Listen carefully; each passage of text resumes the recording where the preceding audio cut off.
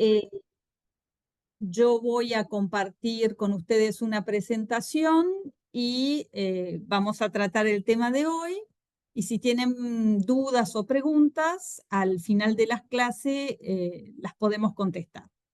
Entonces voy a compartir la pantalla. Un segundo. Acá. Bien. ¿Se ve? Sí, espero. Bueno, muy bien. Entonces, en la primera clase habíamos visto la parte general y uno de los pilares de defensa de la competencia, que es el control de concentraciones.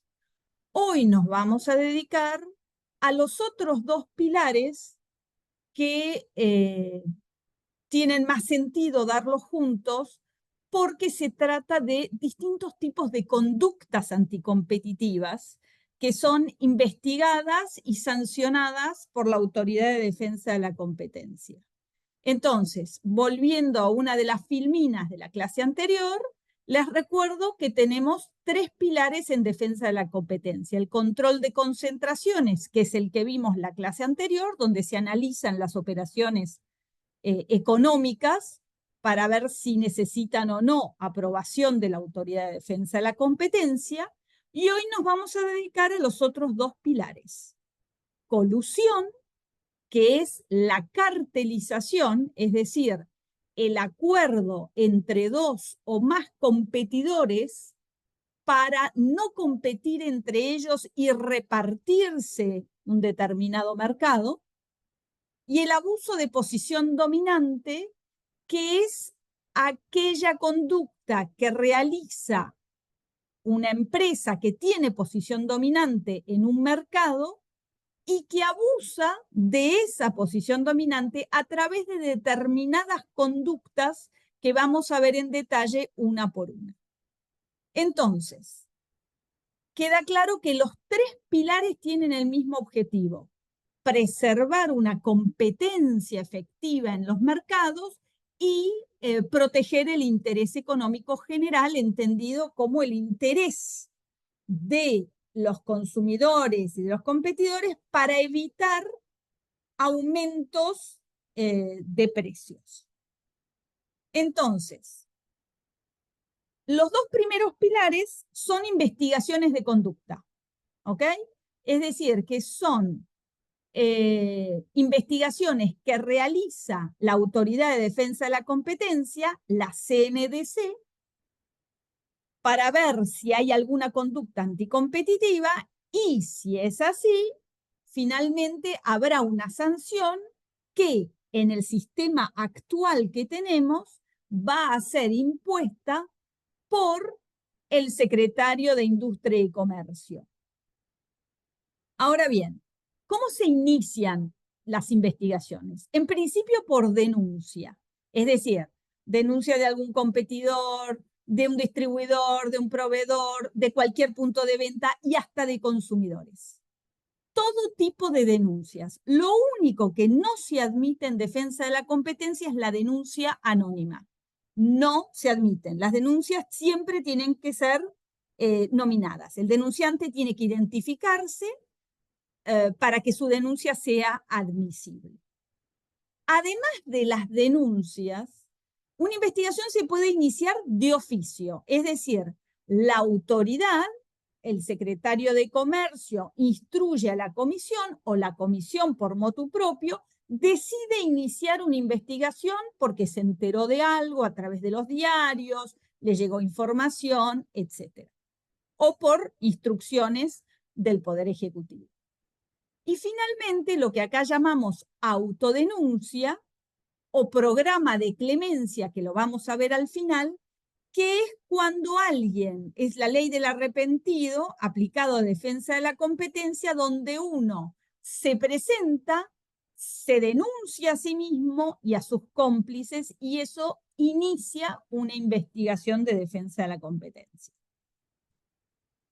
¿Qué tipo de conductas se sancionan? Bueno, lo dijimos al principio. Unilaterales, es decir, hechas por una sola empresa mediante abuso de posición dominante.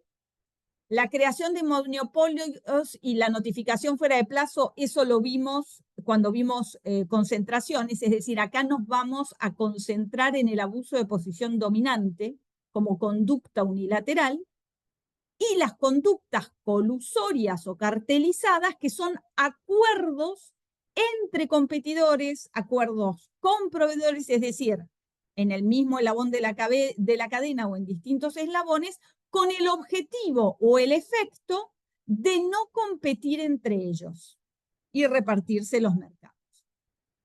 Es importante que tengan presente que las conductas existen distintos tipos de sanciones para las conductas anticompetitivas. La sanción más importante es la multa, que ahora la vamos a ver más en detalle, pero hay otro tipo de sanciones. Primero, hay sanciones que son para la empresa, sanciones para personas físicas, y hay sanciones que son indistintas. No importa si es persona física o persona jurídica, se le aplica el mismo tipo de sanción. La multa es indistinta, no importa si sos persona física o persona jurídica. La ley no prevé ninguna distinción por esa causa. Entonces, la multa, la orden de cese, que es la orden que da la autoridad de dejar de hacer una conducta, eso es una orden de cese. La publicación de la sanción en los medios de comunicación, esto parece una tontería, pero en realidad la publicación de la sanción es muy dañina para las empresas. ¿Por qué? Es lo primero que apelan junto con la multa, es decir, tratar de que no se sepa de la sanción, porque eso tiene un costo a nivel reputacional muy alto. Y además, una vez que se publica, la publicación nunca desaparece. Pasan 25 o 30 años y en Internet siguen apareciendo las sanciones por defensa de la competencia. Hay multas que son diferentes a la primera porque son multas por obstrucción de la investigación, entonces son mucho menores que la multa por una conducta anticompetitiva. La ley prevé también la posibilidad de liquidar una empresa o escindirla, es decir, dividirla. No hay antecedentes en Argentina de casos de liquidación de empresas, pero sí de escisión. Hay antecedentes donde en una investigación se decidió la división de la empresa o obligar a los accionistas a separarse de sus tenencias accionarias, que es, por ejemplo, el caso Prisma. Es un caso que se analizó en el año 2016 y donde los que eran tenedores de Prisma en ese momento era la procesadora de tarjetas Visa, Prisma estaba en manos de 14 bancos, los bancos más importantes de la Argentina eran los accionistas de Prisma. Y se obligó a esos 14 bancos a deshacerse de sus tenencias accionarias a favor de un tercero como parte de la negociación por el cierre de la investigación. Este es un caso de escisión. Después está la responsabilidad de las controlantes. La ley prevé que cuando por acción u omisión del controlante se produce un daño, entonces anticompetitivo, pueden ser responsabilizadas. También se prevé la suspensión del registro de proveedores del Estado, en general por un plazo de hasta 5 años. Salvo un caso especial de cartel que vamos a ver después, que es el cartel de las licitaciones públicas, donde esa suspensión puede llegar hasta 8 años. Suspender a una empresa de proveer al Estado en ciertos mercados puede ser la muerte de la empresa, puede ser la declaración de quiebra, sobre todo en mercados donde el gran comprador es el Estado Nacional. Y finalmente, si bien no es una sanción, existen las demandas de daños y perjuicios. Esto está previsto en la ley y en la ley está pensado como una herramienta de disuasión. Como las multas, que son multimillonarias, son a favor del erario público, porque las cobra el Estado, la ley prevé que los particulares damnificados, directos o indirectos, que no cobran nada en caso de sanción, puedan realizar demandas de daños y perjuicios y facilita la promoción de esas demandas para que los particulares damnificados tengan algún incentivo en denunciar conductas anticompetitivas. Y uno de los incentivos es que permite la imposición del daño punitivo, es decir, una multa civil al favor del damnificado. Esto se hace en la justicia, no en sede administrativa. Pero se autoriza que el juez pueda imponer una multa civil que en el caso de defensa de la competencia no tiene tope, a diferencia de lo que ocurre en defensa del consumidor, que sí hay un tope. En defensa de la competencia no hay tope para el daño punitivo. Además de las sanciones a las empresas, tenemos las sanciones a las personas físicas. Algunas son las mismas. La multa, como ya les dije, por una conducta anticompetitiva, la ley no diferencia entre persona física y persona jurídica. Pero además la ley prevé la responsabilidad de directores, gerentes, administradores, síndicos, representantes legales y hasta apoderados por su conducta, cuando por acción u omisión hayan permitido la conducta anticompetitiva. Para las personas físicas, la inhabilitación para ejercer el comercio, de 1 a 10 años. En el caso de reincidencia, tengan en cuenta que las multas siempre se duplican. La misma multa por obstrucción a la investigación sirve para personas físicas y personas jurídicas, también la responsabilidad de las controlantes, personas físicas. Y acá hay una novedad, que es la sanción de prisión. El artículo 300 del Código Penal prevé una sanción de prisión de entre 6 meses y 2 años para aquellas personas que hayan participado de una cartelización de precios. Está redactado de una manera muy rara porque el Código Penal es de 1921 y este artículo no se modificó desde entonces. Pero tengan en cuenta que esto está previsto en el Código Penal. Para un tipo específico de cartelización se admite la sanción de prisión. Obviamente esto lo tiene que hacer el juez penal después de que haya una sanción por cartel en sede administrativa. Se le puede enviar el expediente al juez penal para que el juez penal investigue y sancione. ¿Hay antecedentes en Argentina? No. No hay ningún caso donde esto se haya aplicado, pero el artículo está y cada tanto la autoridad lo recuerda. Y finalmente, nuevamente, las demandas por daños y perjuicios que pueden ser tanto contra personas físicas como contra personas jurídicas. La ley no hace diferencia entre unas y otras. Vamos a hablar especialmente de la multa por una conducta anticompetitiva porque es la más, si querés, gravosa que existe. Lo que dice la ley es muy complicado.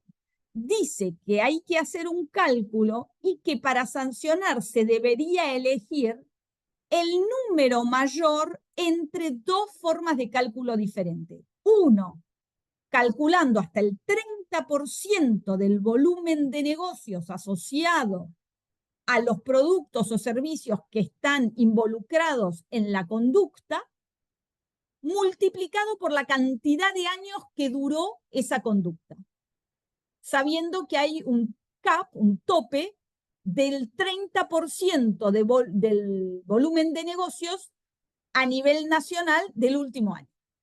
O, si este es difícil, calcular hasta el doble del beneficio económico que haya generado el acto ilícito. Estas formas de cálculo son muy complicadas y no se usan. La realidad es que la jurisprudencia de defensa de la competencia demuestra que lo que se utiliza es el tercer sistema, que es una multa de hasta 200 millones de unidades móviles por infractor. ¿Y qué son 200 millones de unidades móviles?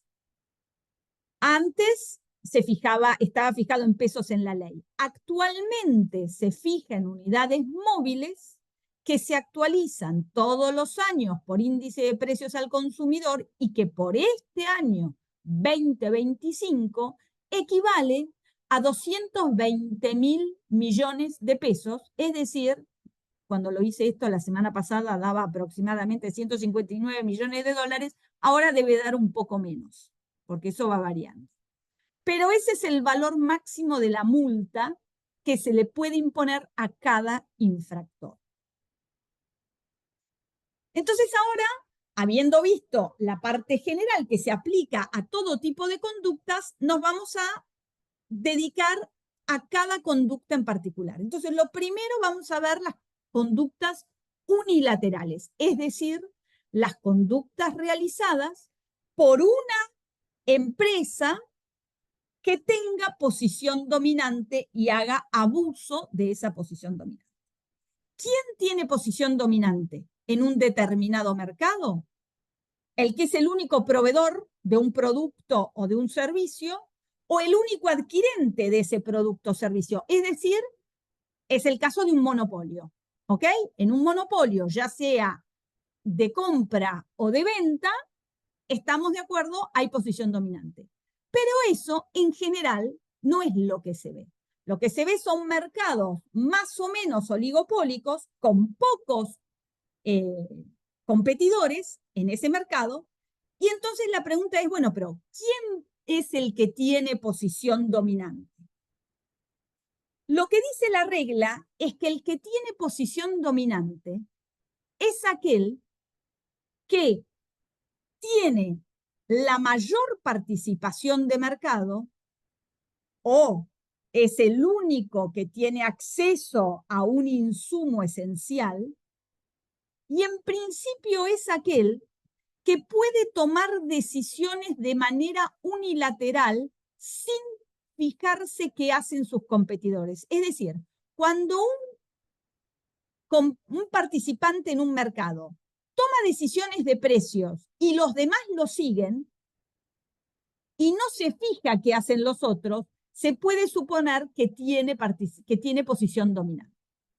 Ahora bien, no es un problema tener posición dominante en defensa de la competencia. La posición dominante no es anticompetitiva, todo lo contrario. Todas las empresas aspiran a tener posición dominante y está bien. El problema es el abuso.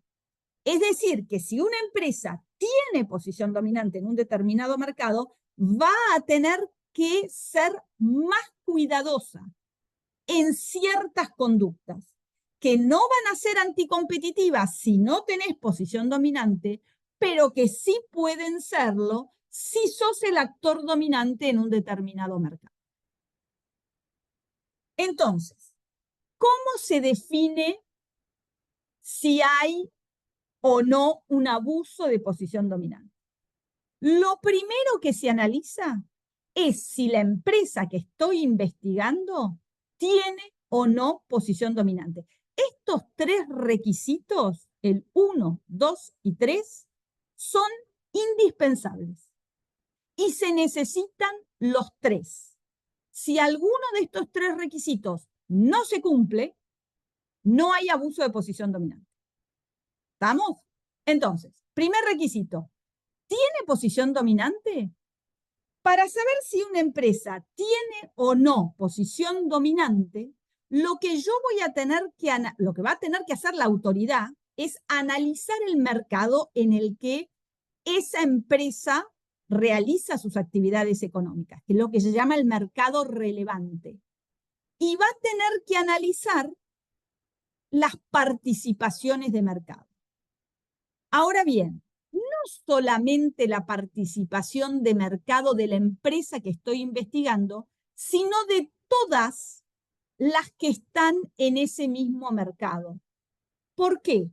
Si yo les digo que una empresa tiene un 40% de participación de mercado, eso a ustedes no les alcanza para saber si es o no una posición dominante.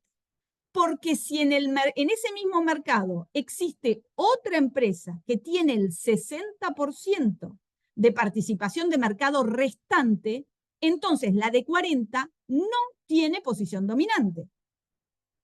Si es un mercado donde la empresa que investigo tiene 40% de participación, pero existen otras dos empresas que cada una tiene 30, la que tiene 40 no va a tomar decisiones de manera unilateral y sin mirar lo que hacen sus competidoras, porque las otras dos le pueden comer mercado y sacarle la posición dominante. Así que se van a estar mirando de reojo todo el tiempo. Así que ahí no hay una posición dominante clara. Pero en la tercera opción, la empresa que yo investigo tiene 40% de participación de mercado y el 60% restante está diseminado en muchas empresas chiquititas que tienen muy poca participación cada una.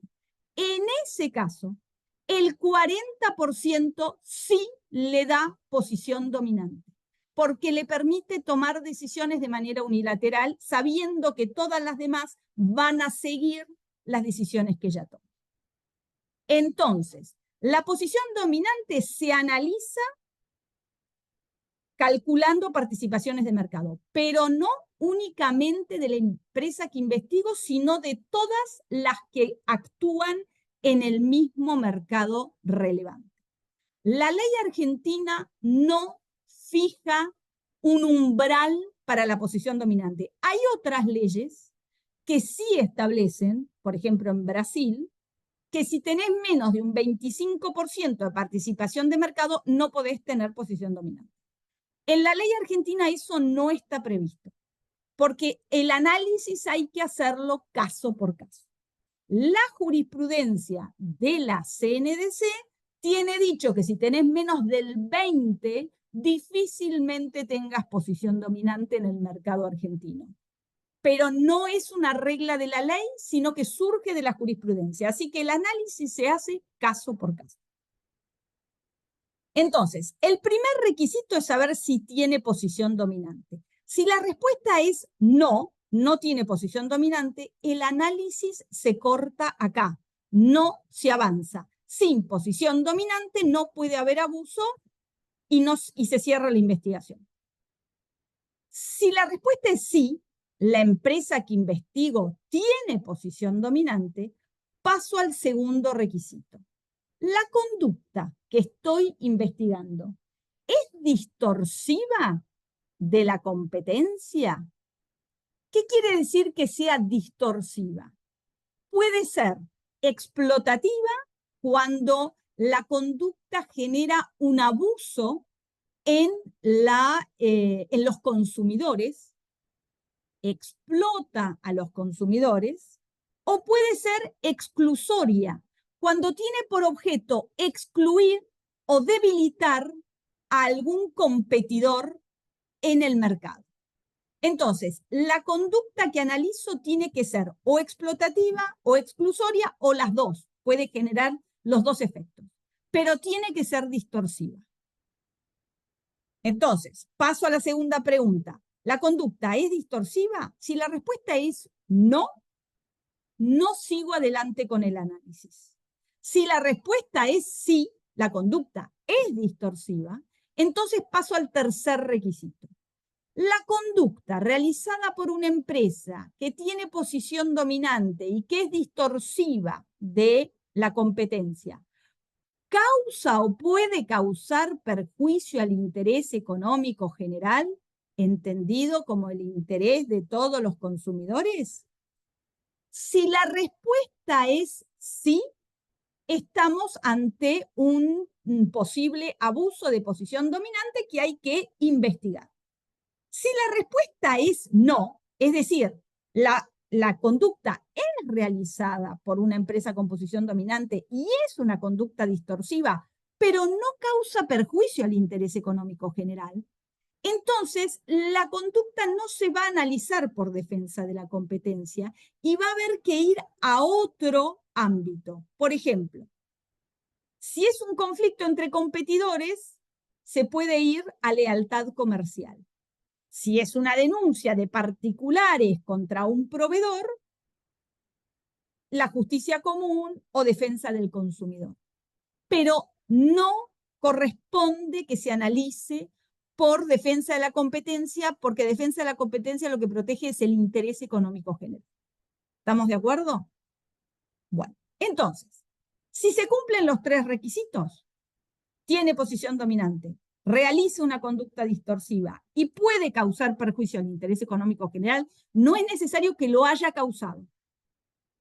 La ley dice que pueda generar perjuicio al interés económico general, es decir, la tentativa también se sanciona. En ese caso, vamos a analizar los tipos de conducta más comunes de abuso de posición dominante. ¿Qué son estos? Son 8.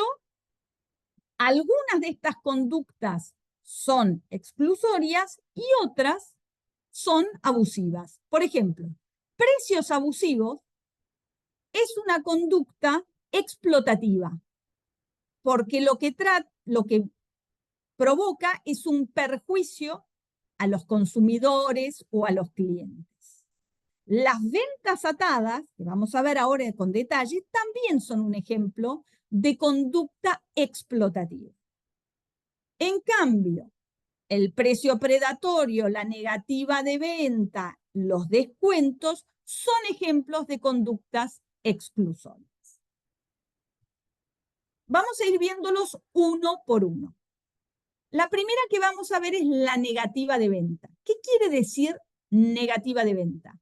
Es la negativa a satisfacer pedidos concretos para comprar o para vender bienes o servicios, pese a que esos pedidos son realizados en las condiciones normales del mercado de que se trate. Es decir, yo soy proveedor de un producto o servicio y decido no venderle a un cliente o a consumidores por alguna razón que no es una razón comercial válida. El principio es la libertad de contratación, es decir, yo tengo el derecho de elegir a quién le vendo o a quién le compro. Pero si tengo posición dominante en un determinado mercado, esa libertad de contratación puede transformarse en un abuso de posición dominante. Sobre todo, si yo soy el dueño de un servicio o un bien indispensable como una facilidad esencial, y lo que hago es elegir a quién favorezco vendiendo o comprando y a quién trato de perjudicar para que no me compita en otro mercado, por ejemplo. Ahora,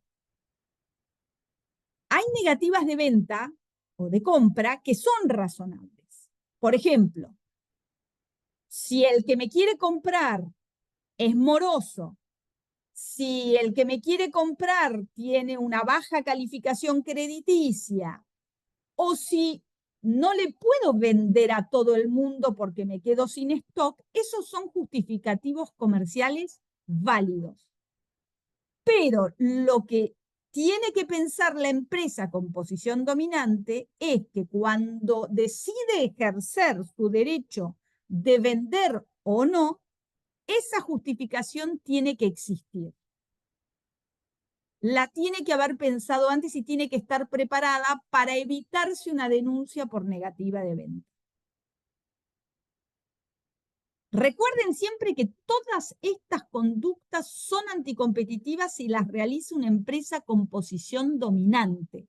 Si no tiene posición dominante en el mercado, no son anticompetitivas. Entonces, este es un ejemplo de negativa de venta, es un caso que se resolvió hace poco tiempo, donde la denunciante era una empresa que proveía servicios de ingeniería para empresas mineras. Las denunciadas fueron varias empresas mineras dedicadas a la extracción de metales preciosos y la Cámara de empresas mineras, porque lo que dijo la denunciante es que no la contrataban. Habían tomado la decisión entre varias y no la contrataban, con lo cual la dejaban fuera del mercado. La autoridad tomó el caso, lo analizó y lo que dijo es que en realidad no había una verdadera negativa de venta que fuera anticompetitiva. ¿Por qué?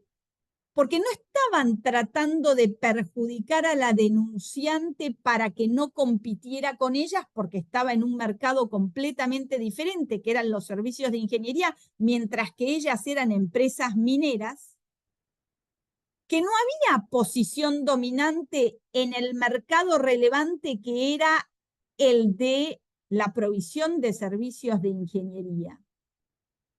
Y que en realidad, si no la contrataban, era porque además la empresa denunciante tenía problemas, había tenido problemas comerciales con varias de las denunciadas. Y entonces cerró la investigación. Este se resolvió hace menos de 2 años. La segunda conducta es la venta atada, que lo tenemos acá ejemplificado con una foto que es real. En un supermercado, evidentemente, esta foto fue tomada después de Pascuas y la gente estaba desesperada tratando de comprar el off y para venderle el off, el comerciante ató el off al huevo Kinder para sacarse de encima los huevos Kinder que obviamente ya no le conseguía vender a nadie. Entonces, ¿en qué consiste la venta atada? En obligar a los consumidores a tener que comprar un producto que no quieren para poder comprar aquel que realmente desean. Acá hay que tener mucho cuidado en no confundir la venta atada con la promoción o el combo. Acá no es un tema de precios. La venta atada es un tema de la libertad de decidir.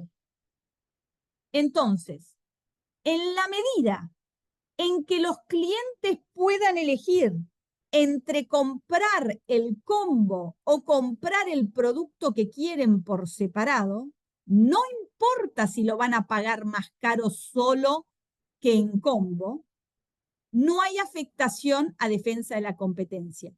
Pero cuando vos atás los productos y no dejás que el cliente elija qué quiere comprar, es una venta atada.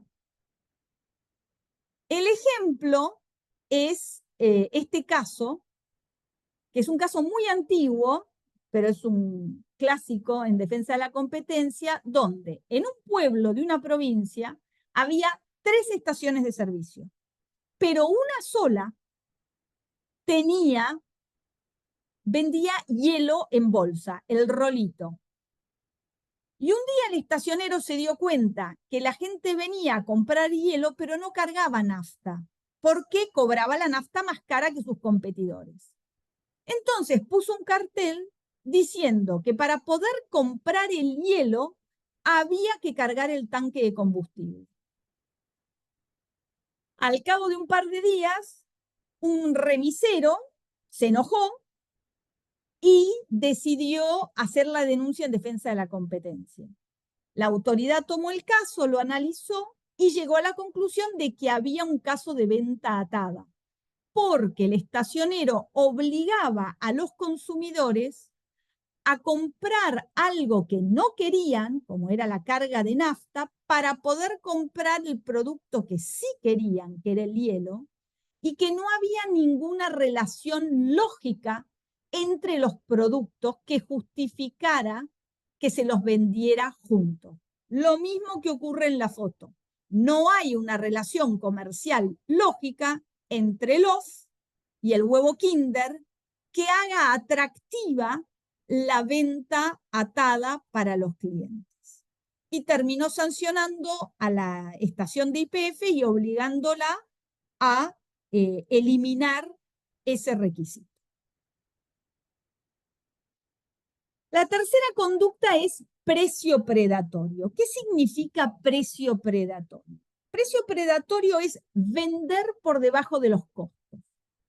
Es una conducta anticompetitiva que tiene por objetivo eliminar competidores, ofreciendo precios muy bajos que el competidor no puede soportar. Y uno pensaría, bueno, pero no es una conducta anticompetitiva porque los consumidores compran más barato. Sí, es cierto. En una primera etapa sí. Pero la conducta de precio predatorio es una conducta en dos tiempos.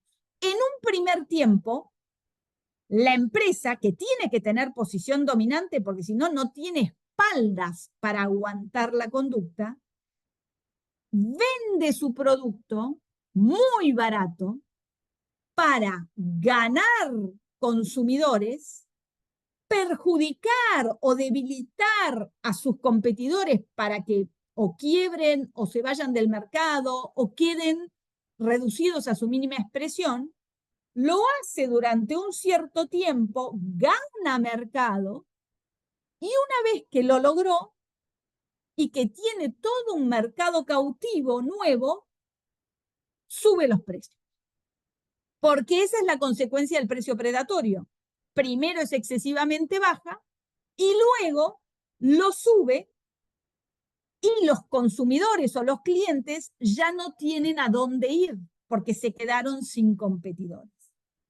¿Ok? Y el caso testigo es un caso donde una vinería demandó a Coto por esta promoción del 40% de descuento en vinos. Y la denunció por precio predatorio, es decir, dijo que Coto vendía por debajo de sus costos los vinos y que eso destruía la competencia. La comisión tomó el caso, analizó y lo primero que dijo es que en el mercado de vinos Coto no tenía posición dominante, porque Coto vende muchísimos otros productos y los vinos no eran lo más importante que vendía Coto. Pero además Coto reconoció que en realidad tenía un margen del 45% en lo que compraba de vinos. Con lo cual, aún con un descuento del 40%, tenía un margen del 5% a favor. Con lo cual, el precio no era por debajo de sus costos. No estaba vendiendo por debajo de sus costos. Y por último, que esta era una promoción únicamente para quienes formaban parte de la comunidad Coto. Es decir, no era una oferta para todos los consumidores. Y entonces rechazó la denuncia. La contracara de precio predatorio es precio abusivo. Si en precio predatorio la conducta consiste en vender por debajo de tus costos, en precio abusivo la conducta consiste en ir a un precio excesivamente alto solo porque no tenés competencia y tenés una posición dominante tal en el mercado que te permite abusar de ellos y fijarles precios abusivos o explotativos. La conducta de precio abusivo es una conducta muy difícil de probar, porque hay que probar la relación entre el precio supuestamente abusivo y el costo de provisión o producción de ese producto, para ver qué margen hay. Después hay que comparar el precio supuestamente abusivo con ese precio en otros mercados para ver si realmente es tan alto. Si hay o no barreras de entrada al mercado, es decir, restricciones normativas, por ejemplo, que hace que no pueda haber importación de productos sustitutos. Y si no hay una regulación específica en ese mercado que justifica el abuso. El único caso que tenemos reciente es el caso Sadaic, que es esta Sociedad Argentina de Autores y Compositores de Música que fue denunciada por la Asociación de Hoteleros de la República Argentina por precios abusivos. Sadaic tiene un monopolio legal que le permite cobrar un canon por la música que se pasa en todos los hoteles y en todos los locales, cobra un canon a favor de autores y compositores. Entonces, lo que dijo la Asociación de Hoteleros era que el precio que cobraba Sadaic, ese canon, era abusivo. Se hizo la investigación. Defensa de la Competencia entendió que sí había un abuso por parte de Sadaic, comparando los precios que cobraba Sadaic con los precios que se cobraban en otros lugares de Latinoamérica, comparó con las autoridades de Brasil, en Colombia, en Chile, y sanciona a Sadaic. Sadaic apela y la Cámara de Apelaciones le da la razón a Sadaic. No acepta las explicaciones y el análisis que hace la Autoridad de Defensa de la Competencia, con lo cual, después de este antecedente, es muy difícil que una denuncia por precios abusivos pueda funcionar en nuestros tribunales. La fijación de precio de reventa. La regla es que el minorista fija el precio al que vende los productos que le compró al proveedor. Que el proveedor no puede establecer los precios al que el minorista va a venderle al consumidor final. Esa es la regla. El minorista tiene libertad de fijar los precios de reventa que quiera. Y el proveedor del producto que se los vende al minorista no puede establecer limitaciones. Como toda regla, no es absoluta. Hay distintos tipos de precio de reventa y yo los asocio generalmente con un semáforo. La luz roja son los precios mínimos. Esos están prohibidos. Es decir, el precio mínimo es cuando yo pongo un piso, yo, proveedor, pongo un piso y le digo al minorista, por debajo de este precio no podés vender. Quiere decir que los consumidores siempre van a encontrar precios más altos, pero nunca precios más bajos que el piso. Eso es un precio mínimo y en general están prohibidos por la ley. No se pueden fijar precios mínimos. La contracara del precio mínimo es el precio máximo o luz verde, donde lo que le dice el proveedor al minorista es, este es tu techo, podés vender por debajo de este precio, pero no por arriba. Esa conducta no es anticompetitiva, porque quiere decir que los consumidores siempre van a encontrar precios más baratos que el techo, pero no más altos. Por eso los precios máximos generalmente son aceptados y no causan perjuicio al interés económico general. Ahora, entre el precio mínimo Y el precio máximo, tenés lo que llamamos la luz amarilla, que es el precio recomendado o sugerido. ¿En qué consiste? Consiste en que el proveedor o productor le recomienda al minorista a qué precio cobrar el producto. En la medida en que sea una verdadera sugerencia y no esté asociada a una amenaza, por ejemplo, de corte de suministro, no hay problemas.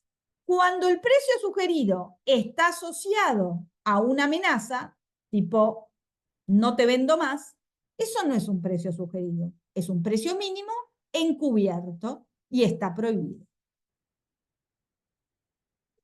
Y un ejemplo clásico es el de la Asociación de Kiosqueros de la República Argentina, o ACRA. Este es un caso viejo donde ACRA inicia una denuncia contra la firma que en ese momento había sacado al mercado el bonobón, que creo que era Giorgalos. Y lo acusa de fijación de precio de reventa. ¿Por qué? Porque cuando saca el bonobón, Giorgalos en el envase le pone un precio. Y el kiosquero no quería, la asociación de kiosqueros no quería que tuviera ese precio en el envase porque querían ellos poder fijar el precio.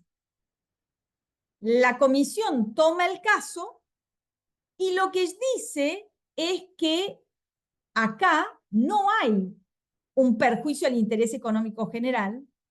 Primero, no hay posición dominante por parte de Giorgalos, porque el mercado relevante es todo lo que se vende en el kiosco, y el bonobón representaba el 0,0001 de toda la venta de los kioscos. Entonces dice, acá no hay posición dominante.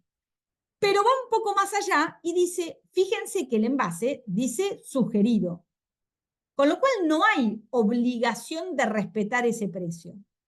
Lo que pasa es que es más difícil cobrarlo más caro cuando en el envase tenés un precio. Y eso es lo que hace que la denuncia sea desestimada.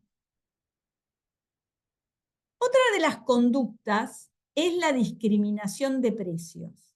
La discriminación de precios es diferente que la negativa de venta, porque en la discriminación de precios lo que hay es una empresa que tiene posición dominante y que le cobra precios distintos por el mismo producto, misma cantidad, todo igual, a distintos clientes sin una razón comercial válida. Es decir, no se basa en costos de, por ejemplo, logística, porque si vos le cobras distinto a una empresa que está cerca de tu fábrica y le cobrás distinto a la que está en Jujuy, a más de 1.400 kilómetros, ahí tenés una razón comercial válida. Acá es sin una razón comercial válida. Eso es una discriminación. Y el objetivo de esa discriminación está en perjudicar a uno mientras favoreces a otro. Entonces, hay que poder probar que la conducta es realmente discriminadora para que sea sancionable. Y el caso práctico es uno que se resolvió el año pasado.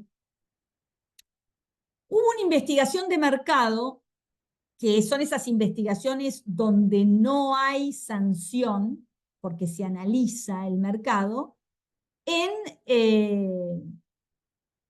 el mercado del cemento Portland, para ver cómo funcionaba ese mercado.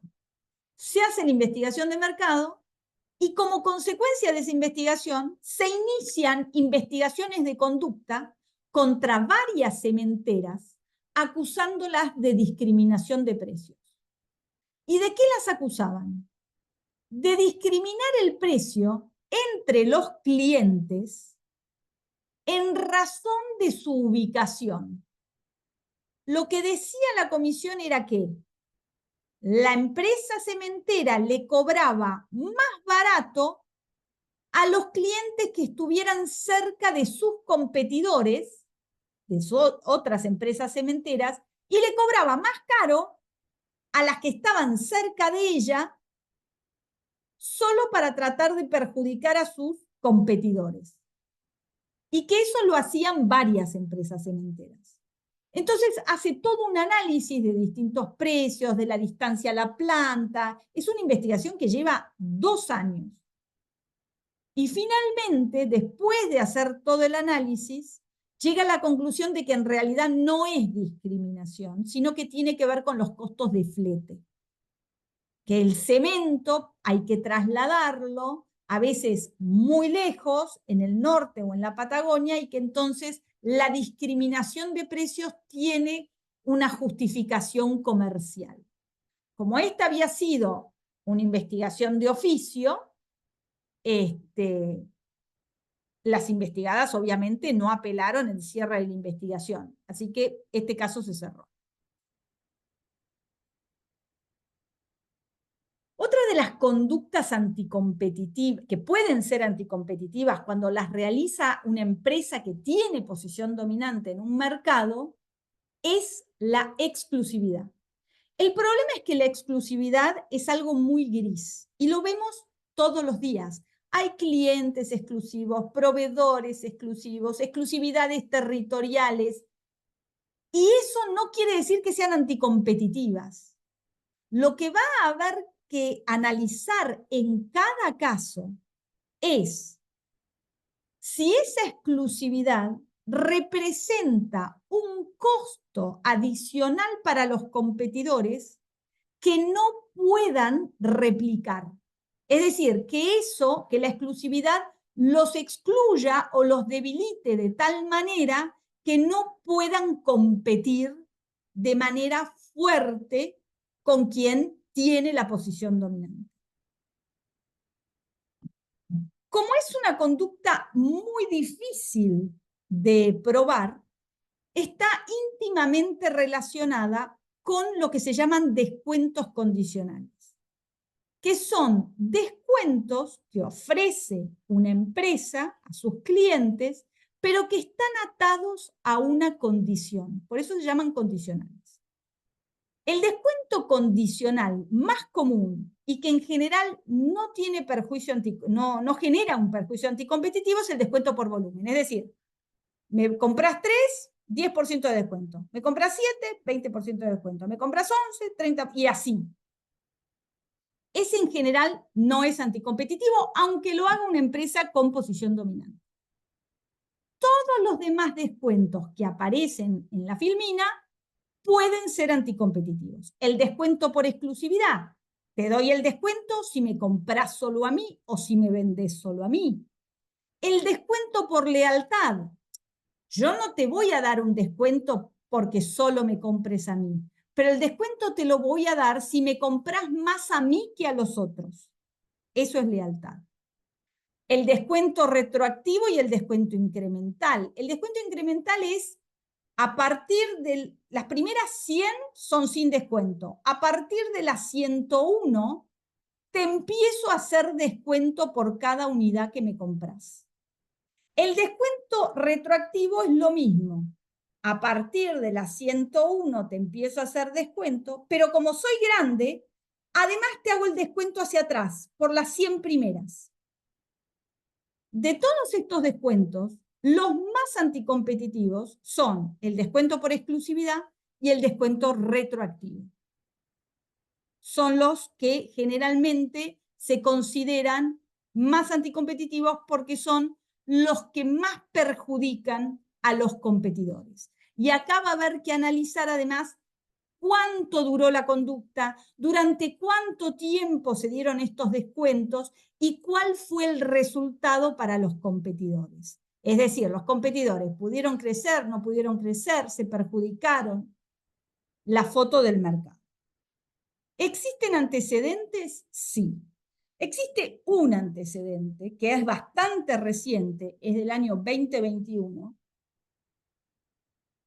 que es el primer caso donde se sanciona a una empresa de consumo masivo por abuso de posición dominante a través de cláusulas de exclusividad y descuentos condicionales, que es el caso de Quilmes. Quilmes fue denunciada por unas competidoras, CCU y Sixa son el mismo grupo, y Otro Mundo, que es una cervecera artesanal, que denunciaron a Quilmes por abuso de posición dominante en el mercado de la cerveza, por realizar acuerdos de exclusividad con locales, tanto on-premise como off-premise. On-premise son los locales donde vos consumís la cerveza en el local. Por ejemplo, bares, restaurantes, pizzerías, etc. Los off-premise son aquellos donde vos comprás la cerveza, pero te la llevás para consumir en otro lugar. Kioscos, autoservicios asiáticos, supermercados, almacenes, etc. Entonces, lo que se probó en este caso es que Quilmes tenía acuerdos de exclusividad, acuerdos de publicidad y descuentos o recompensas, que eran estos descuentos condicionales, atados a que se vendiera Quilmes exclusivamente o que se vendiera más Quilmes que otras cervezas, etc. Y en ambos canales, el off y el on. Después de una investigación que duró 5 años, empezó en el 2016 y terminó en el 2021, se le impuso a Quilmes una sanción económica. Iba por vieja ley, porque se había iniciado durante la vigencia de la ley anterior, con lo cual le impusieron el máximo de la multa, que eran 150 millones de pesos, que para Quilmes no era nada, pero se imponen una serie de medidas correctivas para tratar de remediar la situación en el mercado. Entonces, se establecen ciertas condiciones que Quilmes no tiene que cumplir. No puede hacer acuerdos comerciales que generen este tipo de restricciones verticales porque es entre Quilmes y sus clientes, que son los locales, los supermercados, en los dos canales. Los acuerdos de exclusividad de publicidad también tienen ciertas restricciones, no pueden durar más de 3 años, no puede prohibir la venta de productos ni la exhibición de productos de la competencia. Tiene que separar la cerveza de las otras bebidas que distribuye, porque también hacía ventas atadas. Te doy la gaseosa gratis si me compras tanta cerveza. Y tenía que informarle a todos los puntos de venta con los que realiza negocios esta situación. ¿Por qué? Porque lo que se probó es que, porque la defensa de Quilmes era decir, bueno, pero competidores hay, sigue habiendo, no saqué a nadie del mercado. Pero la realidad es que la participación de mercado de Quilmes se mantuvo estable tanto tiempo, tantos años, porque en realidad sus conductas no permiten crecer a los competidores, los aplasta, los deja siempre abajo. Entonces se le impusieron estas medidas correctivas. Lamentablemente, no se estableció una forma de control de cumplimiento de las medidas correctivas, es decir, no hay un agente de monitoreo que se asegure el cumplimiento de las medidas correctivas. Con lo cual, Quilmes y CCU se siguen peleando por el cumplimiento de las medidas y las investigaciones siguen. Entonces, para terminar esta parte, no es anticompetitivo tener posición dominante. El problema es no abusar de esa posición dominante. Y ahora vamos a pasar a carteles. ¿Qué son los carteles? Los carteles son acuerdos entre competidores para no competir entre ellos y repartirse los mercados. El cartel es la conducta más anticompetitiva, más dañina para el interés económico general y la que se sanciona con mayor severidad. en todas las jurisdicciones del mundo. ¿Por qué el cartel es la conducta más anticompetitiva? Si ustedes miran este diagrama, van a ver que hay un eje horizontal, que es la cantidad de producto, y un eje vertical, que es el precio. La diagonal es la demanda. A medida que aumenta el precio, baja la cantidad, porque hay menos gente que puede comprar, y también baja la demanda. ¿Se entiende? Esa es la regla. En la economía dice que hay un momento en que se llega a un punto de equilibrio entre cantidad, que son capaces de producir las empresas, y un precio competitivo que satisface a la mayor cantidad de consumidores. Ese es el punto de equilibrio. ¿Qué pasa cuando hay un cartel? Cuando hay un cartel, las empresas proveedoras se ponen de acuerdo para reducir la cantidad que producen y cobrar más caro, porque el cartel inevitablemente genera un aumento del precio, si no nadie hace un cartel. La idea es aumentar los precios sin competir y que todos aumenten lo mismo.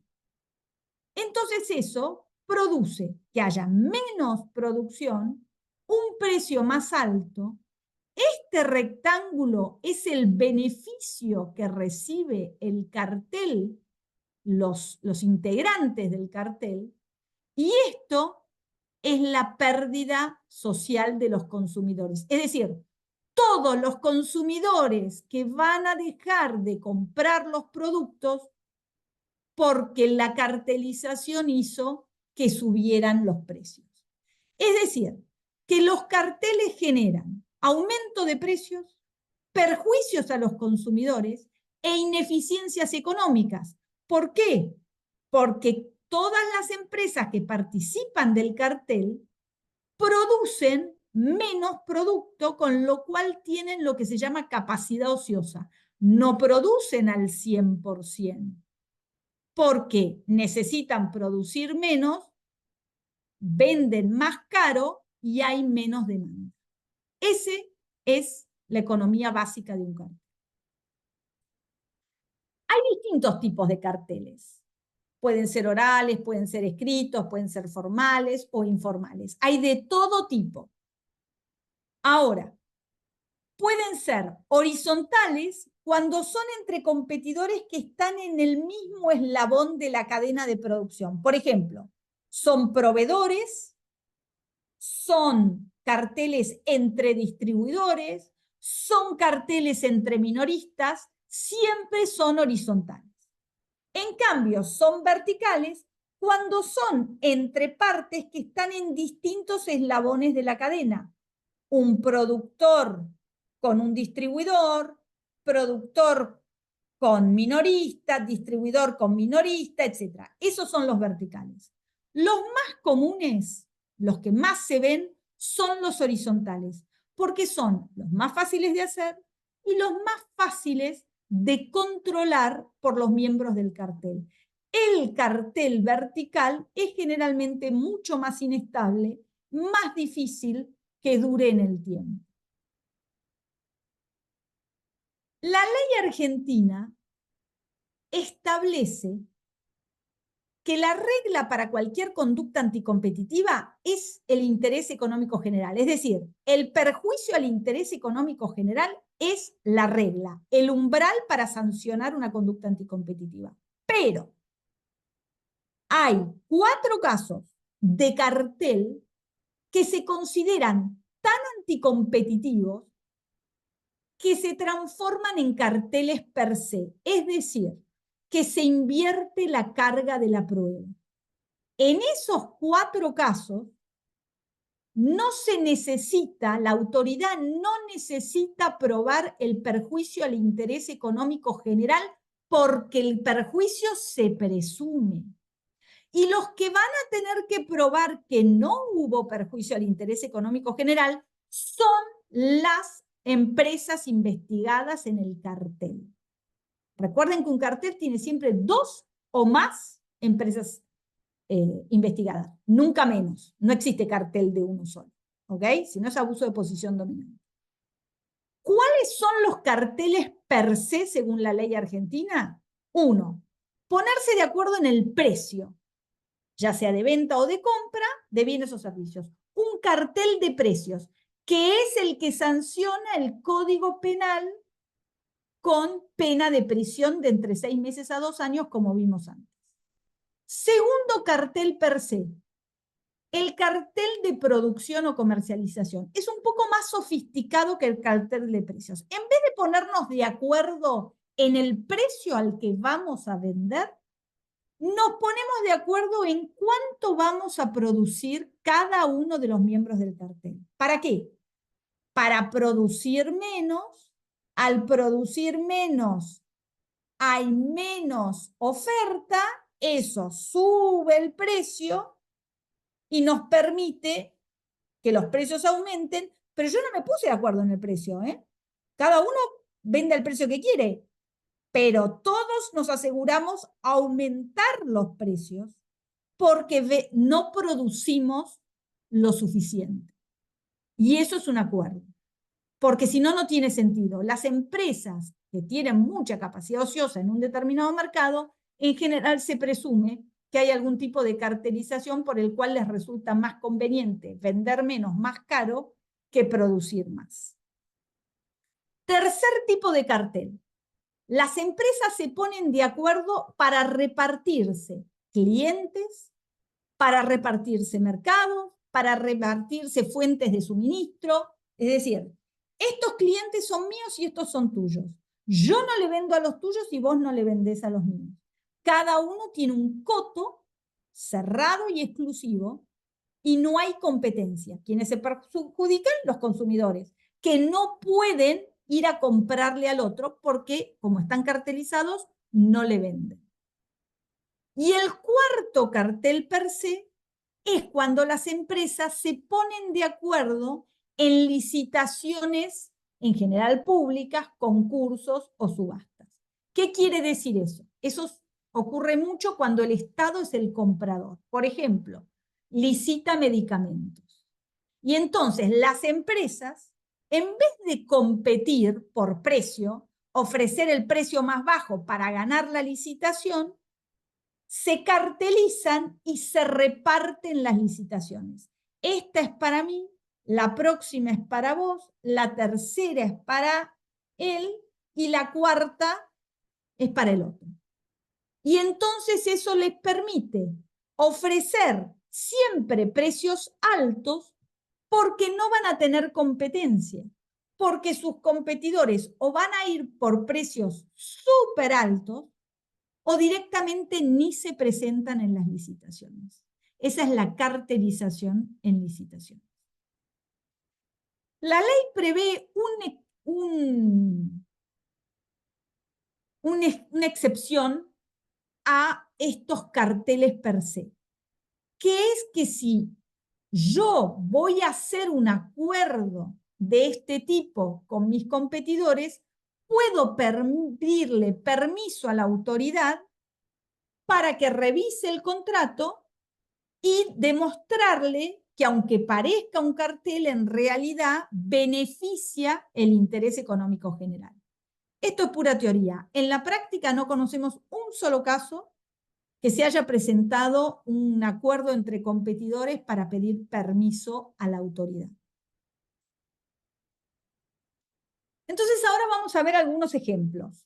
El cartel de las harinas es un cartel que se resolvió hace un par de años ya, donde las cartelizadas eran las asociaciones de molinos de la República Argentina, que fueron denunciadas por una asociación que se llamaba Impulsar, donde se ponían de acuerdo en el precio al que iban a vender la bolsa de harina de 50 kilos, que es la bolsa de harina que se utiliza para hacer pan, para hacer pastas, y habían puesto un precio mínimo. Es decir, ningún molino podía vender la bolsa de harina a menos del precio que se había fijado en el cartel. ¿Ok? Esa cartelización se probó a través de un acuerdo que presentó la denunciante, donde estaba detallado todos los detalles del cartel, uno por uno, y un PowerPoint que decía lo mismo que el acuerdo, que era obligatorio para los molinos, de una reunión que habían hecho en el Hotel Sheraton en el 2015 y donde se había presentado el PowerPoint para que todos supieran las condiciones del cartel. Terminó siendo sancionada en el 2022, obviamente se aplica la vieja ley porque la investigación se había iniciado antes, y se le aplica multas lo más altas posibles que estuvieron en relación al tamaño de cada asociación. FAIM era la más grande, SIM era más mediana y APIMIMRA era la más chiquita, y entonces le dieron una sanción menor. Y además tuvieron que publicar la sanción en su página web y en todos lados. Este cartel fue apelado y actualmente la apelación está en trámite. No está resuelto todavía. Este es un cartel que actualmente está en investigación, así que no hay mucho que pueda decir, pero todos lo vieron en los diarios. Cuando sale el decreto 70-2023 que libera las obras sociales y las empresas de medicina prepaga, se produce un aumento de precios generalizado y aumentos muy parecidos entre todas las empresas. Entonces, unos legisladores de la coalición cívica hacen una denuncia y acusan de cartelización a determinadas empresas de medicina prepaga. No sabemos por qué, fueron solo contra 7. La medicina prepaga, las obras sociales, son más de 600 en la República Argentina, pero las únicas investigadas son 7 empresas. Las acusan de haberse puesto de acuerdo en el aumento y además de haber causado un perjuicio al interés económico general, porque hubo afiliados que se quedaron sin obra social porque no pudieron bancar el aumento. Se dictan unas medidas cautelares, tanto la CNDC dicta una medida cautelar prohibiéndoles aumentar por arriba del IPC durante 6 meses, y además la Superintendencia de Servicios de Salud inicia un amparo contra las empresas de medicina prepaga, donde también se dicta una medida cautelar, y finalmente se logra un acuerdo en el amparo y se levantan las cautelares, y las empresas se comprometen a devolver lo que cobraron por arriba del IPC desde enero del 2024 a junio de ese mismo año. Pero la investigación por cartelización sigue adelante, porque no importa si llegaron a un acuerdo, si la conducta anticompetitiva realmente existió, las deberían sancionar. Y esa es la investigación que está en marcha. Y hay una nueva investigación que también salió en los diarios, que es el supuesto cartel de los laboratorios. No tiene nada que ver con la droguería suizo-argentina, esa parte. Es una investigación que se inició a principios del año 2025, donde los mismos legisladores de la coalición cívica acusan a 38 laboratorios de haberse cartelizado en perjuicio del PAMI y de haber aumentado los precios de los productos, de los medicamentos oncológicos, de manera coordinada, y que eso es un cartel. Esta investigación está actualmente en marcha, así que todavía no tenemos una resolución. Esto solo para que vean que hay varios casos de cartel actualmente en marcha. Muy bien, ¿por qué es importante el intercambio de información? Para que un cartel funcione, tiene que haber intercambio de información entre los cartelizados. Es decir, si yo formo parte de un cartel, necesito saber que los demás que están en el cartel conmigo cumplen las reglas. Por ejemplo, si decidimos aumentar los precios, que no venga uno y nos traicione vendiendo por abajo y sacándonos mercado. Todos tienen que cumplir el cartel para que funcione. Entonces, es fundamental que en un cartel haya mucho intercambio de información entre los cartelizados para que todos sepan lo que está haciendo el otro. Pero ese intercambio de información, que es indispensable para que funcione el cartel, es su talón de Aquiles, en el sentido de que es la prueba de la cartelización, porque no hay otra forma de justificar que empresas competidoras estén dispuestas a intercambiar información de ese tipo si no es porque están cartelizadas. Estamos hablando de información sensible, es decir, información que yo quiero tener de mis competidores, pero que no debería querer que mis competidores tengan de mí. Esa es la definición de información sensible.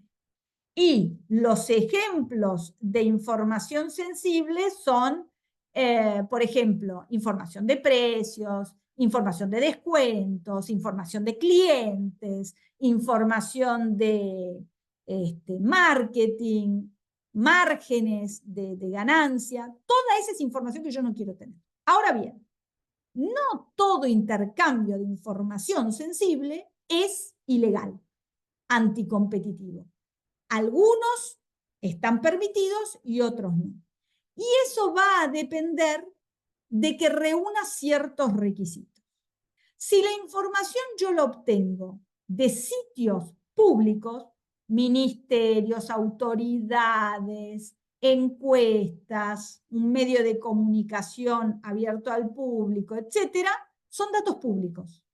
Si en cambio los datos los obtengo de mis competidores y los brindo yo a mis competidores, esos son datos privados. Unos no son anticompetitivos, los otros sí. Cuanto más detallada es la información, peor es.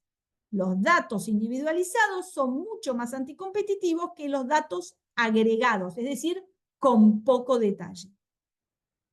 No es lo mismo intercambiar datos sensibles, lo que les dije, precios, descuentos, cambios en las tarifas, aumentos, márgenes, que datos no estratégicos, como por ejemplo, compra de mobiliario. Y finalmente, la antigüedad de la información. Todo lo que tenga más de 12 meses de antigüedad no es anticompetitivo. Todo lo que tenga menos de 12 meses de antigüedad se considera información reciente o futura y puede ser anticompetitivo. Entonces, estos son los requisitos que tiene que cumplir la información para ser permitida o ser considerada ilegal.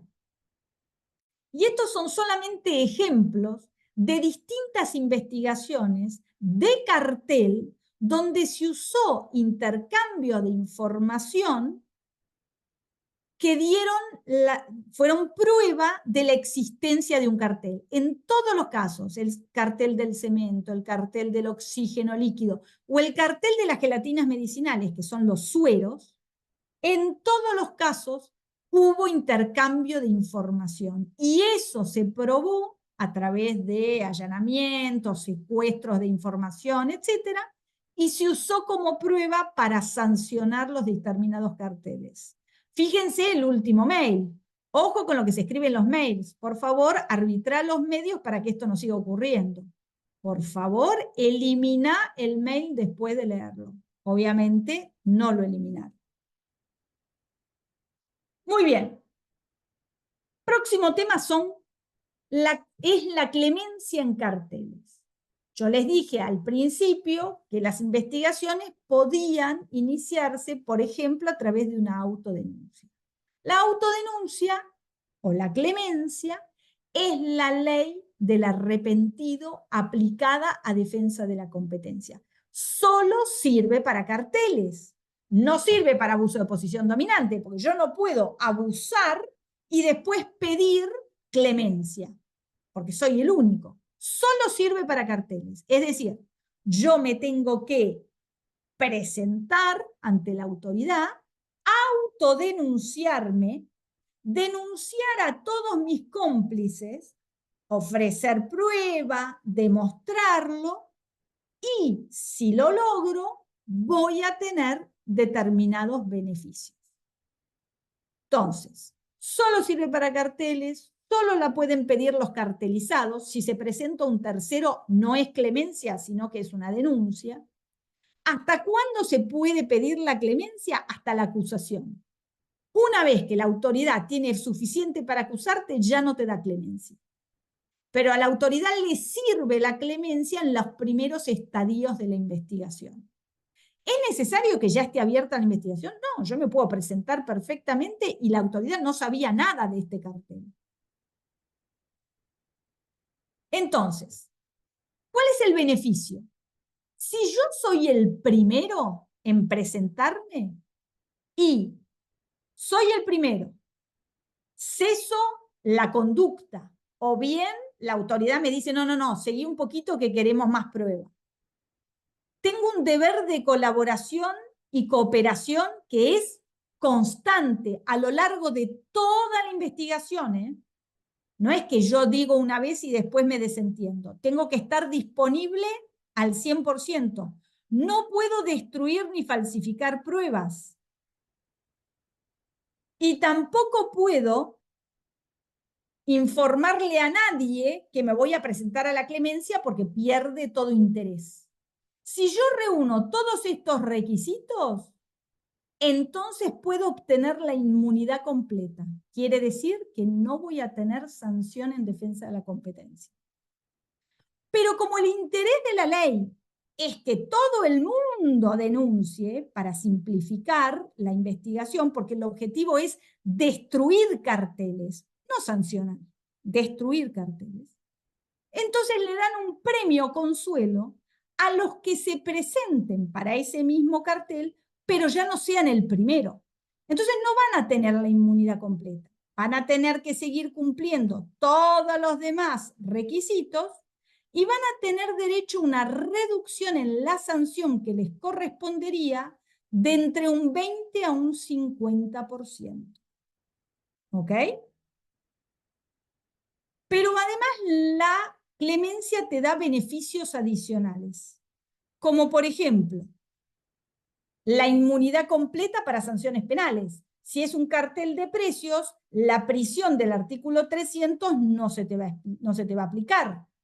Los jueces no van a poder divulgar ninguna información que venga en la solicitud de clemencia, cuando el expediente le llegue, si le llega en apelación, por ejemplo. Y respecto de los daños y perjuicios, ustedes se acuerdan las demandas de daños y perjuicios que se pueden realizar en defensa de la competencia, que se realizan ante un juez. La regla general es que todos los participantes de una conducta anticompetitiva son solidariamente responsables por los daños. Pero el que tenga inmunidad por clemencia solo va a responder frente a los damnificados por sus daños, es decir, por los daños que haya causado específicamente el clemente, no por los daños de los demás, salvo el caso en que los demás no pueden cubrir los daños y perjuicios, y entonces ahí se le va a pedir que participe en la reparación. Ahora bien, si la pregunta es éxitos del programa de clemencia, el programa de clemencia se aplicó, o sea, rige desde el 2018. Se reglamentó la clemencia, porque sin reglamentación no, nadie se presentaba, recién este año 2025. Y como es un procedimiento secreto, no tenemos ninguna prueba de que alguien haya aplicado a clemencia todavía. Solo nos vamos a enterar cuando se dicte una sentencia en defensa de la competencia y se haga público que alguien se presentó a la clemencia. Pero el programa está y ya está reglamentado, así que cualquiera lo puede usar. No sé si alguien tiene preguntas o dudas.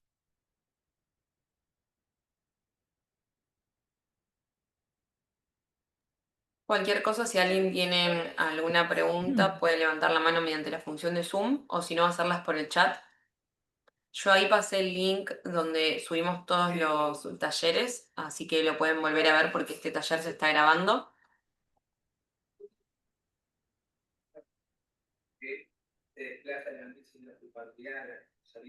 Yamila, ahí te doy la palabra. Hola, ¿qué tal? Buenas tardes. Sí. Quería hacer una denuncia en relación a la venta atada. El usuario, ¿dónde tiene que hacer la denuncia? Porque eso no me quedó claro. A ver, si hay una denuncia de ventas atadas, de vuelta, para que la podés hacer en defensa de la competencia. Defensa de la competencia funciona en Avenida Diagonal Sur 694. Pero para que sea admisible, el perjuicio tiene que ser para todos, no para el consumidor que lo sufre, porque si no tenés que ir a defensa del consumidor. ¿Ok? Ah, bien. Ok. Muchas gracias. Sí, no, por favor. El Power, sí, sí, yo lo voy a compartir después con, con graduados y voy a mandar los dos.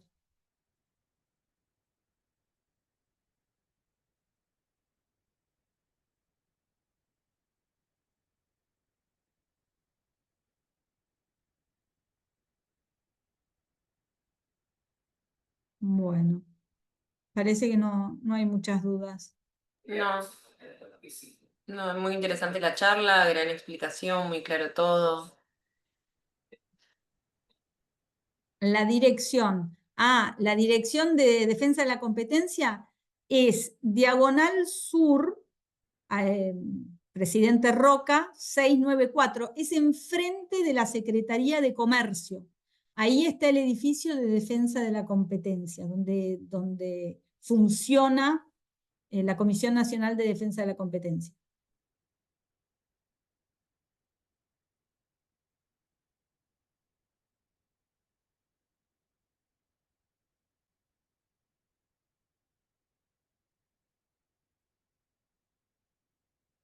Bueno. Bueno, gracias a todos entonces por haber participado y yo después voy a enviar los Power para los que los quieran. Ah, acá hay una... Ah, no, esos son saludos. Sí, sí, son aplausos. El Bueno, Power se va a estar enviando en cuanto la profe nos lo envíe. Lo único, no lo pidan por mail. Y nosotros cuando lo tengamos lo vamos a estar mandando al mail con el cual se inscribieron y participaron. Igual que los certificados. Los certificados tengan presente que se demora como mucho 10 días hábiles, pero les va a estar llegando por mail. Así que tengan presente eso, ¿sí? No, no hace falta pedir las cosas por mail porque en cuanto las tengamos ya se las enviamos, ¿sí? Muchísimas gracias, profe. Muchísimas gracias a todos los participantes por esta clase y la anterior. Así que nos estamos viendo seguramente en algún otro taller. hasta luego, Chao, hasta luego, gracias. buenas tardes.